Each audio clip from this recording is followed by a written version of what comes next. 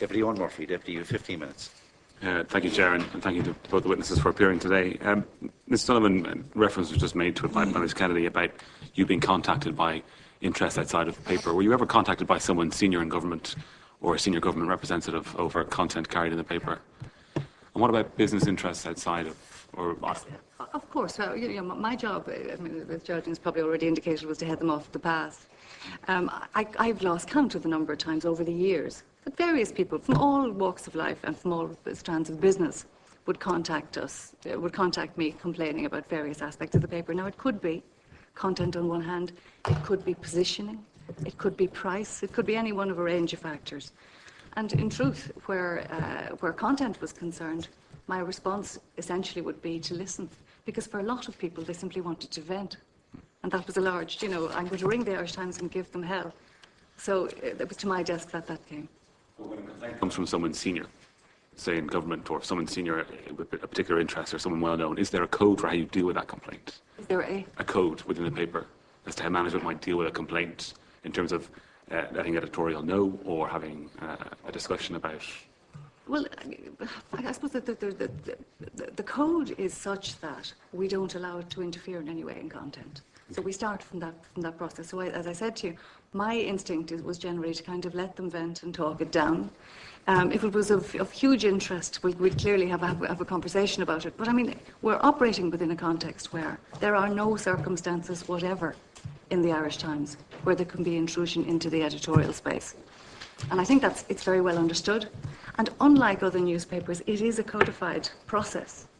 You know from the first day you walk into Lear Street as it was then, what the rules of the game are.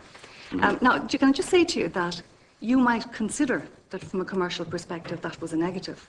And I've always regarded it as a positive, because there was such clarity around it, and our advertiser audience were very well informed about it as well. It added strength to the paper, is what I'm saying to you. Sorry, and you say that actually in your opening statement. Yeah. You say that the independence of the newspaper is emphatically stressed when the newspaper is marketed to clients. That's true. It's one of the key differentiators of the Irish Times within the sector. I mean, does this mean that other titles are not stressing this or do not have this independence? I'm not commenting on the other titles one way or the other. I mean, my job was to position the Irish Times. I think you were, though, sorry. In your opening statement, you were saying it was a key differentiator between the paper and other titles. I believe it. I believe it to have been a significant differentiator, particularly because it was so clearly articulated. Well, it's in our charter and it has to operate, and it's great protection for the editor and for journalists. Beg your pardon, if in differentiating yourself from other papers by making this so explicit, you are stating that other papers don't make it explicit. They wouldn't have it explicit in the same manner as the Irish Times. That certainly is the case. And we did regard it as a huge selling point for the newspaper. I mean, would you regard that independence, or the way that you make that independence explicit, how does it make you view other papers then in that regard? Well, I suppose we view them as competition, but we always viewed our own position as stronger. I'll put it no more than that. In terms of independence? In terms of independence. Okay. And we believed that was actually an asset as opposed to a deficit in some way. Ms Kennedy, you mentioned that you have been contacted by senior government people. Would you like to elaborate on any of those contacts, and were they in relation to particular articles or particular coverage of events? We constantly get complaints from government, from opposition parties. Sinn Féin were great at it. Green Party were great. They all do it. I mean, it's part of the way of life. Yeah. Were you ever contacted by the Taoiseach or by a cabinet minister? Yes. And what would be the purpose of those contacts? To tell you maybe that they thought you were wrong, or you're a bit hard on them on something or other and all that. And of course, you'd take the call, receive the call, you'd meet them if they wanted to meet you, and then you make up your own mind. But you wouldn't feel you had to. Okay. You felt that no overt pressure was put on you to change an opinion or a position or to write a statement? Well, I always looked at pressure like this. And I suppose if you take it now that it's me you're talking to, and that I wasn't bullied around by Charlie Haughey when I was in my 20s, so I was hardly going to be bullied by lesser politicians when I was in my 50s. Next question. Thank you. Coming now, if I could, to your relationship with the board, because the statement was made yesterday that the ownership structure of a newspaper has a direct impact on the editorial decisions taken. And Irish Times is unique, I suppose, in that it's managed by a trust.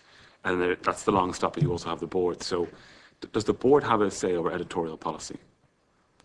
It does, yes. The way it's expressed is that the board owns editorial policy.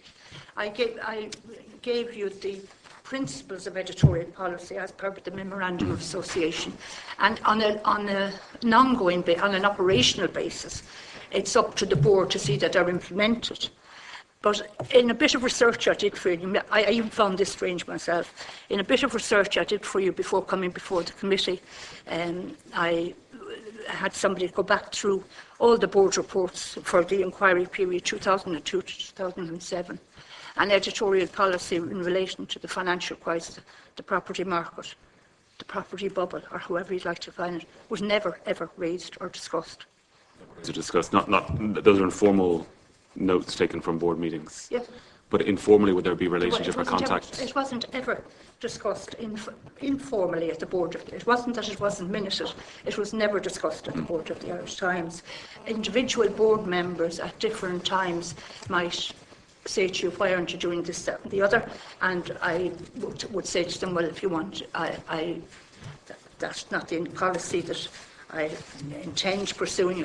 There was a point, for example, where the new chairman, David Wendt, said, well, why wouldn't I write an editorial supporting the banks? And I said, I haven't done so yet because the haircut has not been announced, and I'm waiting to see how much taxpayers will have to pay. And I wouldn't be doing an editorial in the interest of the banks, but in the interest of our readers and taxpayers. And I basically said then, and if you have any issue with that, let's have a discussion on the board about it. And there never was a discussion. Okay, thank you. In relation then to the management relationship to editorial, because Ms. Kennedy, you talked about a partnership of equals between yourself and the MD. But as managing editor, as managing director, Ms. Donovan, you had no input into the day-to-day editorial decisions. Would you have input into general editorial policy? Insofar as editorial policy is dictated by the memorandum of the trust, you know, that is a set issue, if you like.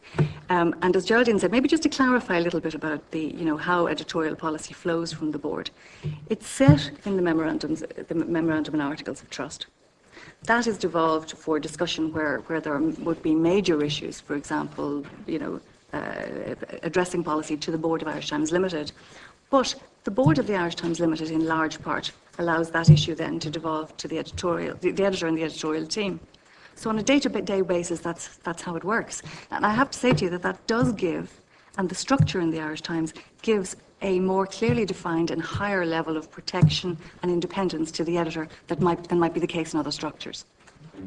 Ms. Kennedy, as editor, would you be involved in strategic decisions for the paper? Oh, yes, I would. And this system actually works very well, and it's very well understood in the Irish Times if we're not explaining it correctly. At the board meeting, I would have a say, like any other member of the board, as a director, on strategic decisions. I would express a view and all that, just as Maeve could express a view if they were discussing editorial policy. One thing that the board spent a very long time discussing, it came up at every single board meeting for a period ad infinitum, was the establishment of the Press Council and the Press Ombudsman, and every member of the board, including me, would express a view on it. And you'd be delighted with that. I mean, it's great to be able to tease something out and sort of get support on something. A strategic decision, say, for example, introducing a property supplement or expanding one, introducing a new supplement or a commercial acquisition, the editor would have a role in that decision. You would. Okay. Bear in mind that the editor is the director of the company. My understanding is that the decision to purchase My Home.ie was a unanimous decision from the board. No vote, yeah. No vote. But Ms. Kennedy, did you have an issue with the purchase of My Home.ie? Yeah, but we're a democracy, you know. But there was no vote. There was no vote, no. Yeah. So you did support the decision. So I did. Sorry, I expressed reservations about the decision, but you weren't asked for your support since there was no vote. Do you understand what I mean? But did you not think of calling a vote to see where No, this I didn't. I didn't feel that strongly enough about it because there was a case for for diversifying in the Irish Times, and property is a big revenue stream for the Irish Times, and I certainly would be very conscious of how dangerous it would be to the future of the Irish Times if the Guardian were to succeed in buying the main property website in Ireland at a stage when newspapers are in a transition and you're in a move to a digital world. I wonder, Deputy, could I maybe give you something that might help to clarify how this particular aspect would work? And first, let me say to you that, as Geraldine said, she would have had reservations and would have liked to have more money to spend on other things at the time. But her opposition wasn't to what was accepted as the problem. And the problem was the migration from print to digital. And maybe just to give you an earlier example that might illustrate this for you. The job of the editor is very much focused, and indeed the entire journalistic team is focused on the issues of today and the immediate future. It's very different for the business. If we go back to the end of the 1980s, when the Irish Times introduced colour printing, we had a very, very eminent editor, Douglas Gageby. And at the time, despite the investment, Douglas Gageby said, there won't be colour on the front page of this newspaper until Ian Paisley cuts the tape on the border. Now, I can tell you that within months, there was colour from one end to the other of the editorial pages. So it took time for him to be sold on the idea, if you like. And I think that's the issue with strategic things. The business has to look at strategic issues over a very long period of time. Can I try and help you with one thing on a day-to-day basis? Start maybe. I am going to run out of time, though, and I just want to, if I could stay with Ms Donovan, please, Ms Kennedy. You describe it as a natural movement, I suppose, from print to digital, the acquisition of myhome.ie. Is that how you see it, in terms of the paper moving to digital, that it had? What we see is a block of revenue that has supported media, supported press for decades, suddenly appearing in a different field which has actually nothing to do with media. Very important thing about myhome.ie is it's a digital business, it's a standalone business, it doesn't have any editorial content, it doesn't have a position. So very different it's a drain from our revenue. It's very different from a property supplement Very paper. different. Very different. It's a commercial, a property-related commercial activity, as Yeah. you described it in your opening We statement. saw it as a diversification.